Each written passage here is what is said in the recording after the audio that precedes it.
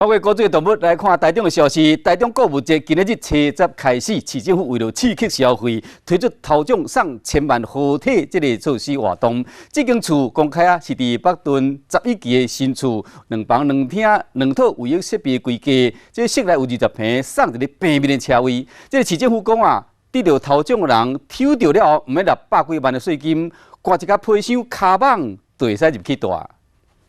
台中购物节要送的头奖1000万豪宅曝光了，抽到头奖的幸运儿，未来就会当入去住一栋，伫台中北屯区11期新起好的电梯大楼，这所在有多功能的会议室甲健身房。这头奖房伫2楼，2房2厅，甲2个浴缸设备，含公设是总坪数38.75平，实际室内坪20平左右，也佮有送一个地下2楼的平面停车位。在过户前，包括了契税、中奖的机会税10%的部分，都会由赞助者这边来做提供。这栋全新的都会型公寓，市府讲价值945万，送的车位大约135万，加起来超过1000万，一平大约是24万。上网查实价登录，这栋厝四周围并建的厝价，一平是落伫20到22万之间。2年前卖没有那么贵啊，现在预售的时候大概我记得是688起，